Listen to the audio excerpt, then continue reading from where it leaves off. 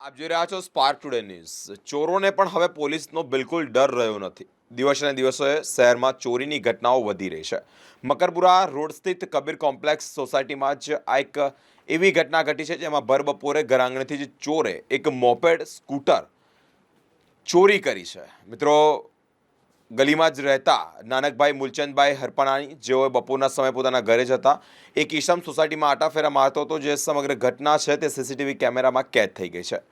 ચોર એટલો ચાલાક અને બુદ્ધિશાળી હતો કે ભર બપોરે આ ગાડી લોક છે કે નહીં અને ત્યારબાદ તે ચેક કરતો હતો અને ત્યારબાદ તે ધીમે ધીમે ગાડીને ધકેલીને આગળ લઈ જતો હતો। જે સમગ્ર ઘટના છે તે સીસીટીવી કેમેરામાં કેદ થઈ ગઈ છે। સામાજિક કાર્યકર્તા પાર્થભાઈ પટેલ અને વિસ્તારના લોકો માંજરપુર પોલીસ સ્ટેશનમાં જઈ અને ફરિયાદ પણ નોંધાવી છે। ફરિયાદના આધારે વધુ તપાસ હાથ ધરવામાં આવી છે।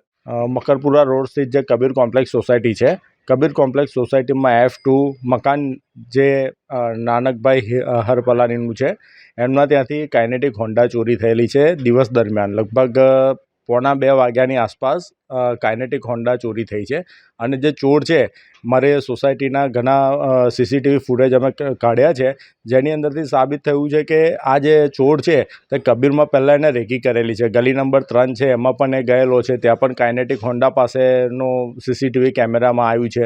અહીંયા પણ કાઇનેટિક હોન્ડા જ એને લીધું છે। એટલે મને એવું લાગે છે કે પહેલાં સોસાયટીમાં એને રેકી કરી છે ને ત્યાર પછી એમને આ 1 નંબરની ગલીમાં જે નાનકભાઈ છે તેમને ત્યાંથી એમને કાઇનેટિક હોન્ડા ચોરી કરી છે।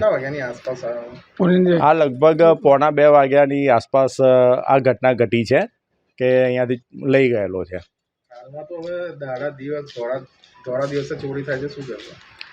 હવે એ જ વિચારવા જેવી વસ્તુ છે કે આ ધોળા દિવસે ચોરી થવી, આ હમણાં ત્યાંથી થઈ, આજે હમણાં ત્યાંથી થઈ, કાલે બીજાના ત્યાંથી થાય, એટલે આ તો હવે સ્થાનિકોને અહીંયા રહેવા માટે તકલીફ ઊભી થઈ જશે આવી રીતે ચોરી કરતા રહેશે। એટલે સીસીટીવી ફૂટેજમાં ચોર ગાડી ચાલુ કરીને નીકળે છે કે ભાઈ ધક્કો મારીને નીકળે? ના, એ ધક્કો મારીને લઈ જાય છે દોડતો સાથે, એવું સીસીટીવી કેમેરાની અંદર દેખાઈ રહ્યું છે। રોડ કે ઉપરથી પોલીસ ફરિયાદ અત્યારે કરવા જઈ રહ્યા છે।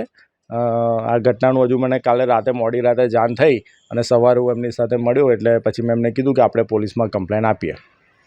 આપનો પરિચય? મારો પાર્થ પટેલ, કબીર કોમ્પ્લેક્સ સોસાયટી પ્રમુખ।